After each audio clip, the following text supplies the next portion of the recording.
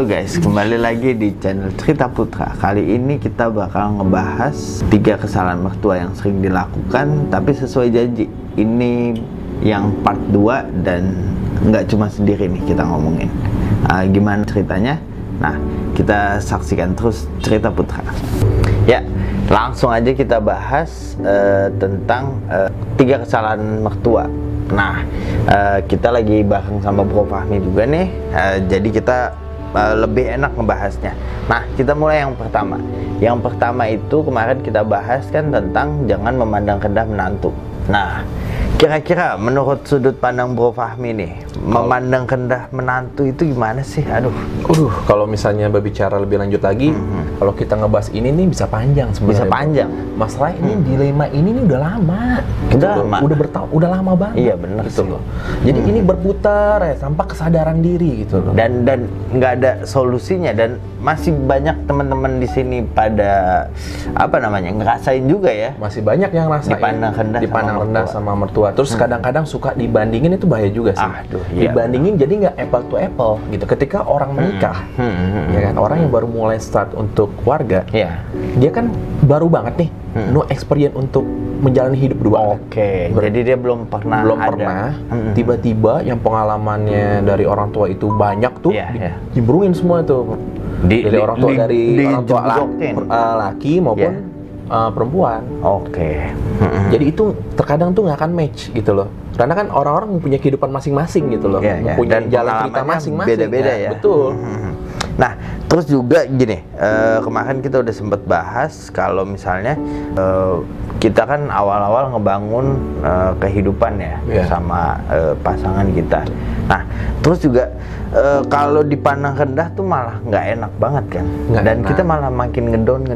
Iya betul, karena terkadang gini, kalau misalnya mereka terlalu mandang rendah juga, itu sebenarnya nggak bagus dan kasihan untuk psikologinya si anak ini. Karena mereka tuh baru mulai kan. Mereka tuh juga baru mulai, belum tahu nih besok nih terjadi apa sama keluarganya juga belum tahu kan. Setiap orang kan mempunyai cobaan masing-masing dalam kehidupan.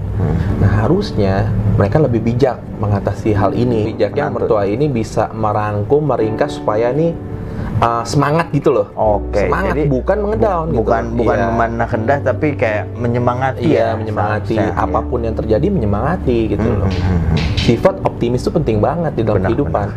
Kita lanjut ke pembahasan yang kedua. Pembahasan yang kedua itu menuntut menantunya harus sesuai keinginan mertua. Dari judulnya aja kayaknya udah nggak enak. Udah nggak enak ya kalau masalah ngomong menuntut begini sih.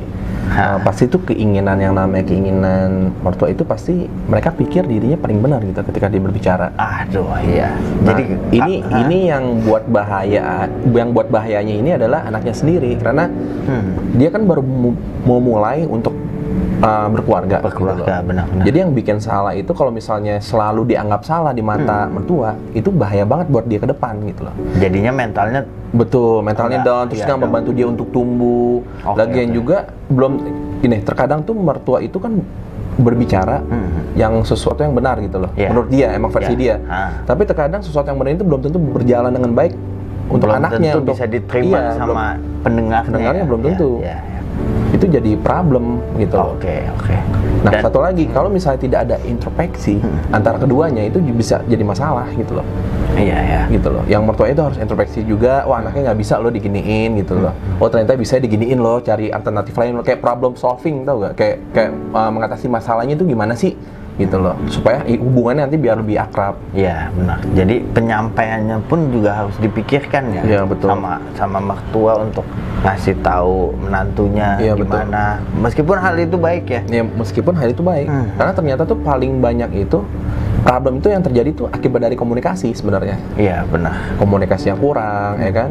Yang nggak satu frekuensi, yang satu mikirnya mana, yang satu mikir mana, tujuannya bagus tapi ternyata isinya cara nyampainya ternyata nggak enak, jadinya jadi salah, juga nangkep ya. Terus juga ini kalau dibiarin aja kayak gini juga bakal jadi masalah dan bisa bikin perceraian juga kan? Bisa.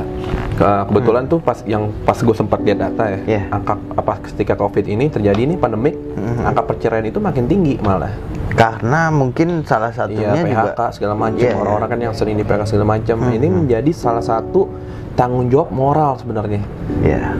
Seharusnya orang tua atau mertua tuh lebih nge-support kita dibanding nuntut sesuai keinginan tapi situasinya lagi krisis misalnya. Ini kan lagi krisis, terjadi krisis. Sekarang gini, ini dimana waktunya kita melakukan suatu hal yang kreatif sebenarnya. Harusnya misalnya bukannya dari misalnya ada dari mertua itu menekan bukan. Harusnya dibukakan pintu jalan supaya bisa menjadi lebih kreatif lah. Dibuatin apa disupport benar. Disediain jalan misalnya dia mau usaha, mau berkarya apapun tapi kenyataannya memang begini. Di negara kita di Indonesia sendiri, kita kuliah itu memang dididik itu jadi pekerja loh kalau gue bilang. Iya sih. Benar. Jadi kita bukan mental orang yang untuk usaha ya. Dan kadang-kadang orang tua juga sering kayak pengen anaknya tuh berusaha punya bisnis, tapi ya basicnya memang bekerja. Iya. Jadi ini salah satu isu juga sih yang terjadi di Indonesia juga ya. Jadi ini harus dipikirin juga ya kalau untuk tentang mertua ini. Cuma satu sih yang perlu dibenerin. Apa itu? Komunikasi. Aduh, diremehin. Lo pikir emang semenjak ada digital, sosial media segala macam, komunikasi jadi berkurang loh, turun persentasenya. Benar. Yang jauh jadi dekat, yang dekat jadi jauh. Jadi itu menjadi satu problem juga. Harusnya dibatasi. Nggak megang mulu HP. Iya, nggak megang mulu HP. Kadang-kadang kan kalau misalnya kita ngeliat nih keluarga muda, kalau kita ngeliat di mall-mall segala macam, itu kan HP anaknya di mana-mana mau membantu kan. Coba zaman kita dulu. Nggak begitu ya. Anak tuh dipegangin zaman itu. Dipegangin, iya. Makanya ada perbedaan kan, ada perbedaan. Ibaratnya ada perbedaan budaya lah, culture lah. Dan kebiasaan orang tua juga mungkin tetap ada yang dipertahankan yang baik dan hal-hal yang bikin kita jelek. Nah, itu lebih baik disesuaikan harusnya. Adaptasi ya. Kita lanjut ke yang 3 nih, mencampuri urusan rumah tangga menantu. Ya enak banget ya ini topik yang mungkin paling bikin panas kali. Iya sih. Nah, langsung aja kita bahas. Gimana nih mencampuri urusan rumah tangga menantu? Bisa dibayangin nggak sih? Bayangin misalnya punya kehidupan nih, keluarga baru punya kehidupan, baru mulai punya plan sendiri. Tiba-tiba ada yang neken nih dari atas nih.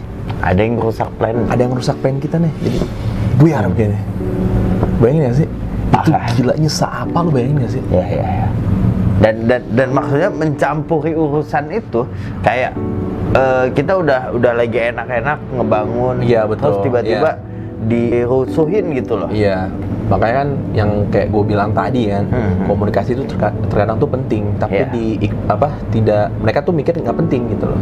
Mereka pikir itu akibat kenapa mereka pikir nggak penting? Karena gini loh, biasanya umumnya orang yang gue tahu ya, makin tambah umur biasanya mereka lebih, bukannya gue katain nih, sambil maha benar. Itu yang pertama, benar. Itu udah pasti. Udah pasti. Kenapa gue bilang maha benar? Kenapa gue bilang maha benar? Merasa paling benar. Gue bilang merasa paling benar. Karena gini, orang-orang kalau menurut gue orang-orang yang dewasa itu orang-orang yang bisa introspeksi dirinya sendiri. Benar. Paham nggak? Jadi makin tua dia harusnya wise, makin bijak dia.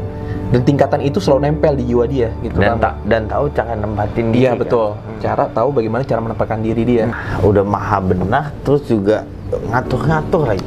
Iya, kalau misalnya masalah yang ngatur tadi tuh, aduh itu paling sering sih yang ngatur. Karena kenapa? Karena dia nganggap dirinya tuh paling benar, itu juga menjadi problem untuk menantu yang baru mulai kehidupan barunya ya. Iya, jadi itu menjadi problem juga perpanjangan. Nah, sekarang kan harusnya kan kita kan berpikir ya, kalau misalnya ke dalam posisi itu, gimana sih cara menyelesaikan ini semua? Gitu. Nah, itu gimana cara nyelesain permasalahan yang kayak gini? Gampang sih sebenarnya. komunikasi, terus jangan kalau bisa ya jangan kalau lagi kemana ngobrol jangan main HP satu sama lain gitu loh. Jangan sibuk sama hal sendiri, sibuk ngobrol aja gitu loh. Tukar pikiran. Gitu loh. Jadi sebenarnya gini loh, orang biasanya umum yang gue tahu, orang yang lebih tua tuh biasanya tuh pengen dia tuh peduli gitu loh. Kadang salah satu pihak nggak salah mereka juga. Kadang-kadang mereka mau tuh ininya peduli gitu loh. Peduli tapi kadang-kadang kan kelebihan batas gitu loh. Iya benar sih. Jadi kayak kita mau peduli tapi ya sayangnya kadang-kadang kan ego juga main ya. Ego juga main. Terus juga jadi pengen ngatur ya. Terus juga bahasanya mungkin gak enak. Nah jadinya kan jadi salah. Ya jadi salah. Jadi berantem malahan. Iya. Jadi problem yang sering terjadi kan begitu tuh. Kalau apabila di mertua juga begitu kan terjadi. Selalu aja ini masalah berputar begitu aja tuh kalau kita lihat tuh. Ya jadi maksud gue ini mesti ada wadah gitu loh. Jadi kayak semacam orang ketiga bro. Jadi kalau misalnya ada orang ketiga, ya jadi kan kita nggak main hakim sendiri gitu loh. Jadi ada orang ketiga yang menyimpulkan problemnya di mana, di breakdown ulang. Iya betul.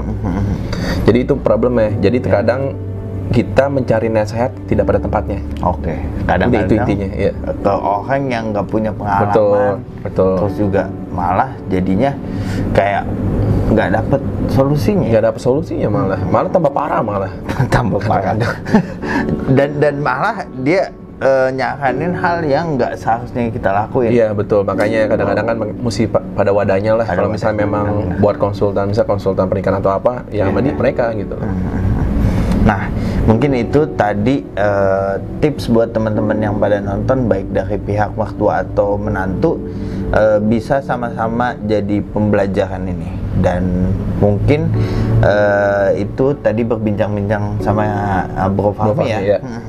Nah, jadi semoga bisa dapat bermanfaat ya. Bermanfaat. Semoga untuk penonton juga ya. Mungkin ada insight yang bisa diambil ya. Dan maksudnya biar kita nih ngebahas, mungkin kalau ada pertanyaan bisa langsung komen di bawah. Komen aja di bawah. Dan jangan lupa like, komen, dan subscribe untuk channel kita. Dan sampai jumpa di episode selanjutnya. Bye.